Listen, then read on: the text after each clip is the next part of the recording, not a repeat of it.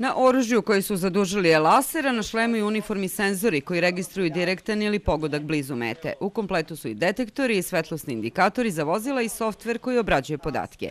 Laserski sistem gađanja već koriste vojske širom sveta u obukama za mirovne misije. Ovaj sistem doprinosi treniranju, strategijskom određenju našeg cilja da kao pripadnici multinacionalnih snaga pri Ujedinjenim nacijama i Evropskoj uniji učestvujemo u očuvanju mira u svim mestima gde se to proceni kao nužno.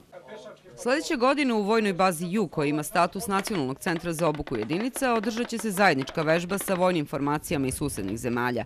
U 8 mirovnih misija širom sveta učestvuje 121 vojnik iz Srbije. To će u mnogome pomoći profesionalizaciji i obuci pripadnika Vojske Srbije, koji će onda biti poslati širom sveta da pomognu očuvanju mira.